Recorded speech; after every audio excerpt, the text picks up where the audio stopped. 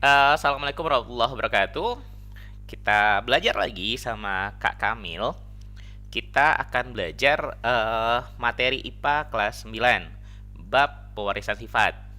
Sebelumnya kita udah belajar tentang materi genetik, terus kita juga udah belajar tentang hukum Mendel. Nah, pada video ini kita akan belajar tentang kelainan genetik. Oke? Pertama, kita akan ngebahas dulu tentang buta warna. Nah, sebelum kita ngebahas buta warnanya, Kak pengen kalian coba dulu tes melihat warna-warna yang ada di sini. Coba tentukan angka berapa yang ada pada gambar-gambar berikut. Gambar pertama. Ayo, angka berapa itu? Jawabannya adalah angka 5. Oke, lanjut. Coba, angka berapa yang ada di dalam sana? Jawabannya adalah angka 57. Terus, coba lihat gambar ini. Ada angka berapa di dalam? Terlihat ada angka 4. Lalu kemudian, coba lihat gambar ini. Ada angka berapa di dalamnya? Ada angka 7. Nah, pola-pola gambar yang tadi kita lihat, itu adalah pola-pola yang digunakan untuk tes buta warna. Bagi kalian yang mungkin ada beberapa gambar yang tidak terlihat angka berapa dengan jelas, maka kemungkinan besar kalian mengalami buta warna. Oke? Terus, apa ngaruhnya? Sebenarnya nggak ngaruh apa-apa. Cuma untuk beberapa pekerjaan tertentu, untuk beberapa jurusan kuliah tertentu, itu mensyaratkan nggak boleh buta warna. Karena kalau buta warna, nanti bisa fatal akibatnya. Tapi kalau udah kehidupan sehari-hari, sebenarnya nggak terlalu ngaruh apa-apa. Nah, apa itu sebenarnya buta warna? Buta warna itu adalah kelainan pada seseorang yang tidak dapat membedakan beberapa warna dengan baik. Jadi ada beberapa warna yang nggak dapat dia bedakan. Misalkan antara kuning sama orange, terus antara biru sama hijau terlihat hampir sama saja. Oke, ada beberapa warna lainnya yang juga terlihat nggak berbeda, padahal sebenarnya adalah warna-warna yang berbeda.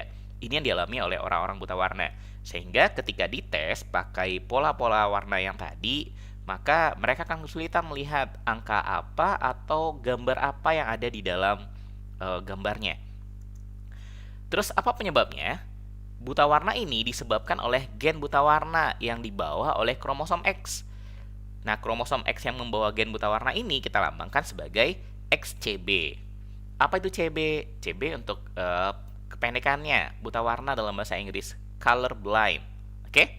Color warna, blind buta. Buta warna, XCB.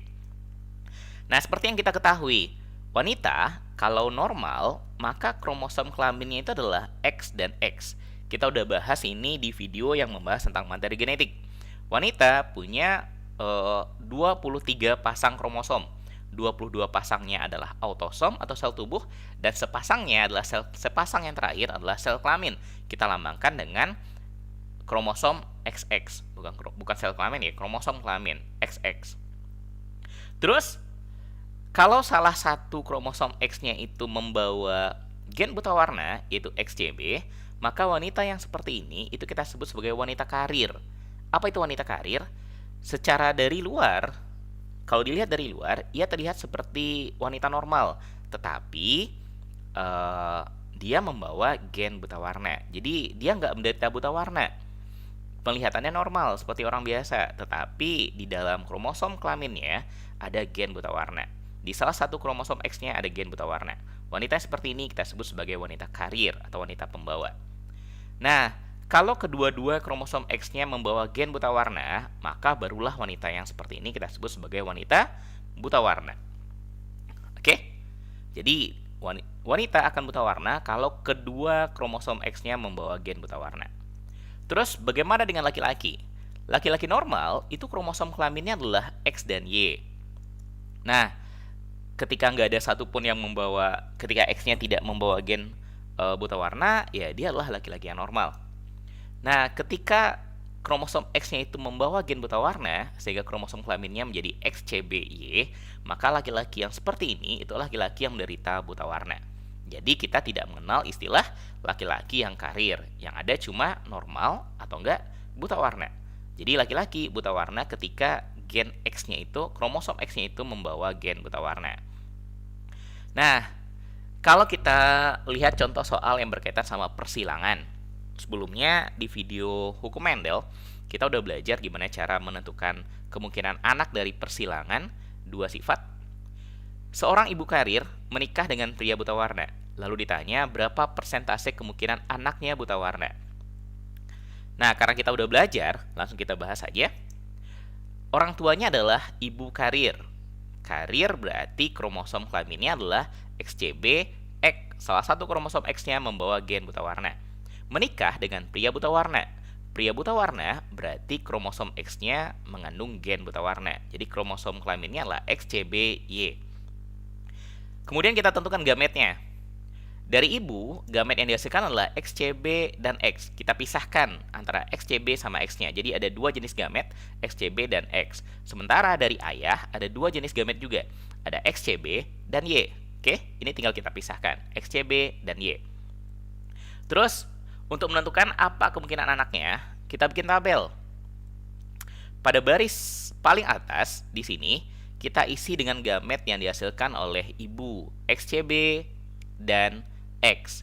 XCB dan X. Di sini XCB, di sini X. Kemudian pada kolom paling kiri yang di sini kita isi dengan gamet yang dihasilkan oleh ayah, XCB dan Y. Nah, di masing-masing kotak ini kemudian kita buat hasil gabungannya. Di sini berarti anak yang dihasilkan itu akan punya kromosom kelamin XCB, XCB, XCB, XCB. Sementara di sini XCB dan X, gabungan antara XCB sama X. Di kotak yang ini, itu berarti nanti adalah XCB dan Y, XCB sama Y. Dan yang terakhir, itu adalah XY. Nah, coba kalau kita lihat satu-satu. XCB dan X yang pertama, anak pertama. Ini berarti anaknya perempuan, karena dua-duanya membawa gen buta warna, maka ini adalah perempuan yang buta warna. Oke? Terus ada XCBX. Ini juga perempuan, karena cuma salah satu kromosom X yang membawa gen buta warna, maka ini adalah perempuan karir. XCBY ini adalah laki-laki yang buta warna, karena X-nya mengandung gen buta warna. Terus yang ini XY ini berarti laki-laki yang normal. Oke? Sehingga kalau kita hitung, ada 2 orang anaknya yang mengalami buta warna. Dari total kemungkinan 4 anak, dari 4 kemungkinan anaknya, ada 2 yang mengalami buta warna. Sehingga kalau ditanya persentase kemungkinan anaknya buta warna, cara ngitungnya 2/4, 2 ini yang buta warna, 4 ini total kemungkinan anaknya ada 4 orang, dikali sama 100%, maka dapatnya 50%. 2/4 itu sama dengan 1/2 kalau kita sederhanakan, dikali 100, dapatnya 50%. Oke? Ini kelainan yang pertama, kelainan gen yang pertama, buta warna. Kemudian, kelainan berikutnya, hemofilia. Apa itu hemofilia? Hemofilia ini adalah gangguan pada proses pembekuan darah. Kalau jari kita berdarah seperti ini, orang normal, darahnya itu akan bisa berhenti dengan sendirinya.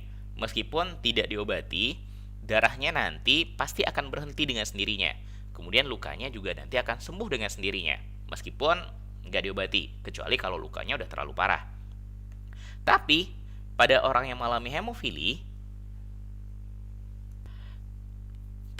bagi mereka yang menderita hemofili, darahnya itu bisa nggak berhenti-berhenti keluar. Jadi kalau tidak diobati, maka darahnya akan netes terus-menerus, sehingga lukanya juga nggak sembuh-sembuh. Nah, apa penyebabnya? Sekarang kita lihat, kalau terjadinya luka, ini ada pembuluh darah yang robek lalu kemudian keluar darah. Pada kondisi normal, pembuluh darah yang robek ini nanti bagian yang robeknya akan tertutup oleh yang namanya nanti benang-benang fibrin. Jadi benang-benang fibrin akan menutup lukanya ini sehingga darahnya berhenti keluar. Terus ketika udah ditutup sama benang-benang fibrin, sel-sel pembuluh darah yang berada di sekitar luka nanti akan membelah, sehingga nanti luka ini akan tertutup dengan sempurna. Tetapi pada orang yang mengalami hemofilia, proses penutupan luka oleh benang-benang fibrinnya terjadi tidak secara sempurna. Jadi lukanya akan tetap terbuka. Jika dibiarkan, ya darahnya akan menetes terus-menerus. Dan agar darahnya berhenti, maka perlu dilakukan penanganan khusus. Kalau enggak, ya lukanya enggak akan sembuh-sembuh. Ini yang terjadi pada penderita hemofili. Terus, mengapa bisa terjadi? Hemofili ini adalah penyakit keturunan. Dia dibawa oleh gen. Oke? Gen yang membawa hemofili itu adalah gen yang terdapat pada kromosom X. Kita lambangkan saja sebagai XH atau kromosom X yang membawa gen hemofili.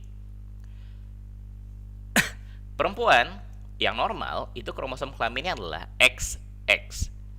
Ketika salah satu kromosom X-nya membawa gen hemofili, maka perempuan ini di luar terlihat normal, tetapi dia membawa kromosom X yang mengandung gen H, sehingga wanita ini disebut sebagai wanita karir atau pembawa. Nah, dia akan menderita hemofili kalau kedua kromosom X-nya mengandung gen hemofili atau XH-XH. Jadi, perempuan akan hemofili ketika kedua X-nya mengandung gen hemofili. Ketika hanya salah satu yang membawa gen hemofili, maka dia disebut sebagai wanita karir. Bagaimana dengan laki-laki? Laki-laki normal itu punya kromosom kelamin XY. Nah, ketika X-nya ini membawa gen hemofili, maka laki-laki itu akan menderita hemofili. Jadi nggak ada istilah laki-laki yang karir. Yang ada cuma normal dan hemofili. Nah, dari sini bisa kita simpulkan kalau laki-laki itu lebih gampang menderita hemofili dibandingkan wanita. Karena cukup dengan satu X yang membawa gen hemofili, laki-laki itu udah jadi penderita hemofili. Nah, kita lihat contoh soal persilangannya. Seperti tadi, kita ngebahas buta warna, sekarang kita bahas tentang hemofili. Seorang ibu penderita hemofili menikah dengan pria normal, maka A. Seluruh anaknya hemofili. B. Seluruh anaknya normal. C. Seluruh anak laki-lakinya hemofili. Dan D. Setengah anak perempuannya hemofili. Mana pernyataan yang benar? Untuk mengetahui ini, ya kita buat bagian persilangannya seperti biasa yang udah kita pelajari. Ibunya penderita hemofili, berarti kromosom kelamin ibunya adalah XH-XH. Sementara ayahnya adalah pria normal, jadi kromosom kelaminnya adalah XY. Terus kita tentukan gamet dari masing-masingnya. Ibu, karena kromosom kelaminnya XH-XH, maka gametnya adalah XH dan XH. Sama jenis gametnya.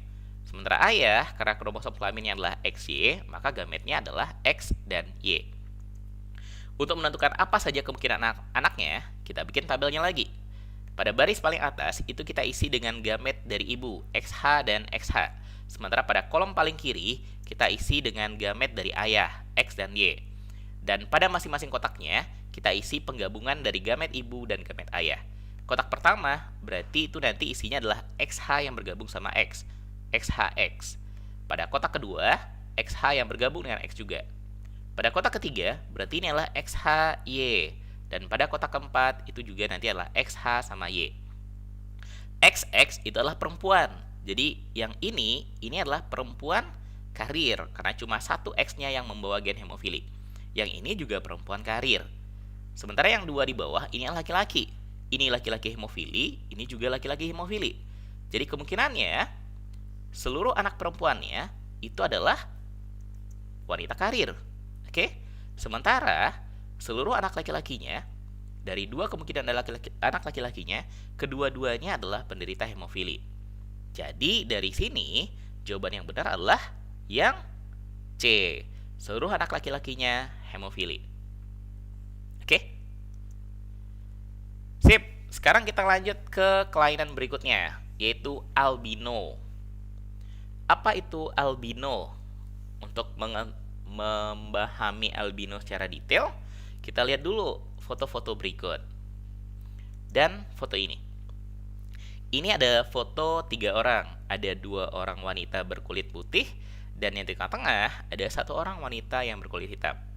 Kira-kira kalau melihat foto ini, kalian akan menganggap mereka bertiga ini, ya kalau di sini kelihatan seperti 3 orang sahabat. Yang kulit putihnya mirip, berarti mereka adalah anak kembar. Ya kemungkinannya anak kembar karena sangat mirip. Terus ini temannya yang berkulit hitam. Ternyata mereka bukanlah sahabat atau teman. Mereka adalah saudara kandung. Yang berkulit putih masing-masing itu namanya adalah Lara dan Mara. Sementara yang kulit hitam itu bernama Sheila. Lara dan Mara adalah adik kandungnya Sheila. mereka berasal dari ayah dan ibu yang sama. Aslinya, mereka bertiga adalah ras negro, harusnya berkulit hitam. Tapi Lara dan Mara lahir dengan kondisi albino. Apa itu kondisi albino? Kondisi albino adalah kondisi ketika kulitnya benar-benar putih, rambutnya putih, alisnya putih, sampai bulu matanya pun putih. Bahkan berpengaruh juga ke warna iris pada matanya, yang biasanya warna matanya terlihat lebih terang. Apa penyebabnya? Nah, sebelum kita bahas tentang albino, kita bahas dulu tentang warna kulit. Warna kulit itu ditentukan oleh kandungan pigmen melanin pada lapisan kulit. Jadi pada lapisan kulit kita, itu ada namanya pigmen melanin. Pigmen melanin ini berfungsi untuk melindungi kulit dari sinar ultraviolet. Dan ketika semakin banyak pigmen melanin, maka kulit akan semakin gelap. Jadi kalau dari sini bisa kita simpulkan, orang yang kulitnya lebih gelap itu akan lebih tahan dari sinar ultraviolet daripada orang yang kulitnya terang. Makanya mereka yang tinggal di daerah tropis biasanya kulitnya lebih gelap daripada mereka yang tinggal di daerah bumi bagian utara ataupun bumi bagian selatan. Kenapa? Ya karena itu sebagai bentuk adaptasi kulit terhadap sinar ultraviolet. Mereka yang tinggal di daerah tropis akan lebih banyak menerima sinar ultraviolet matahari daripada mereka yang tinggal di lapisan di belahan bumi utara ataupun selatan. Nah, gen yang membawa sifat gelap pada kulit itu dilambangkan sebagai gen A, gen B, dan gen C. A besar, B besar, dan C besar untuk sifat gelap.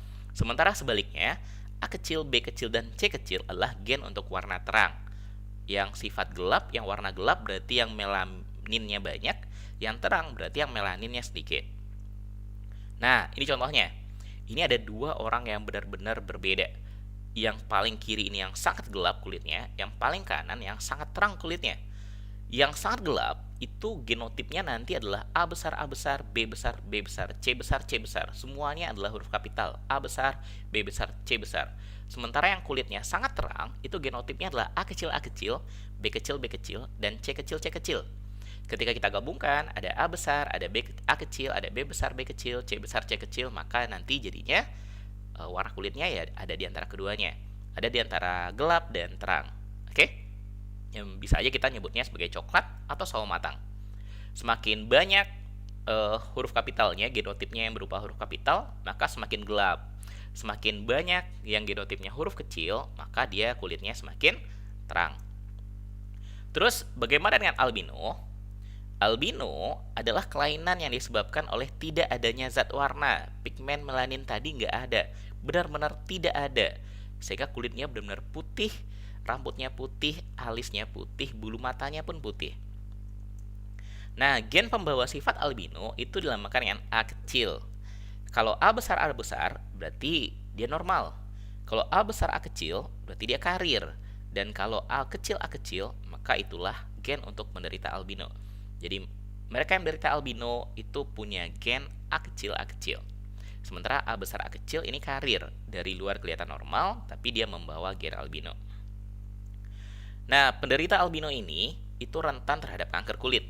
Mungkin kadang-kadang kita bisa menemukan penderita albino di sekitar kita. Jadi yang menderita albino ini nggak hanya orang bule, tapi orang Asia, termasuk orang Indonesia sendiri itu ada. Di sekitar kita mungkin ada beberapa orang yang menderita albino. Dan gara-gara albino itu, mereka jadi rentan terkena kanker kulit. Apalagi kalau sering terkena paparan sinar matahari. Kulitnya juga mudah melepuh, dan kadang-kadang sebagian dari mereka mengalami gangguan penglihatan. Kenapa? Ya karena matanya nggak tahan terhadap cahaya matahari, nggak tahan terhadap sinar terang. Sehingga kadang-kadang mereka melihat harus dengan memicingkan matanya. Jadi hanya sebagian kecil matanya yang terbuka, baru bisa melihat dengan jelas. Kalau nggak, jadi sangat silau. Oke? Nah, dari yang udah kita bahas, kita udah ngebahas tentang materi genetik, kita udah ngebahas tentang hukum Mendel, persilangan, dan kita udah ngebahas tentang kelainan genetik. Dari sana, kita bisa simpulkan kalau kita tercipta berbeda-beda. Ada yang matanya sipit, ada yang matanya bulat, ada yang kulitnya putih, ada yang kulitnya hitam, ada kulitnya coklat, bahkan ada yang albino. Oke? Ada yang rambutnya lurus, ada yang rambutnya keriting, Ada yang matanya berwarna hitam, coklat, ada yang biru, ada yang hijau. Oke, kita tidak bisa menentukan kita akan lahir dengan bentuk seperti apa. Semuanya berasal dari gen yang ada di dalam kromosom kita, dan kita tidak pernah bisa mengontrolnya. Untuk itu, dan karena kita nggak pernah bisa mengontrolnya, kita nggak tahu ketika kita lahir kita akan lahir dari ibu yang mana, dari ras apa, dari warna kulit apa, kita nggak pernah tahu. Untuk itu, jangan pernah membeda-bedakan manusia dari warna kulitnya, dari bentuk tubuhnya. Jangan pernah. Say no to racism. Ini mungkin jadi pesan moral dari bab yang kita bahas ini. Oke, terima kasih. Sekian videonya. Pada video berikutnya kita akan ngebahas bab yang baru tentang listrik. Tapi mungkin sebelumnya Kak akan bikin video untuk pembahasan soal pewarisan sifat. Terima kasih, mudah-mudahan paham. Assalamualaikum warahmatullahi wabarakatuh.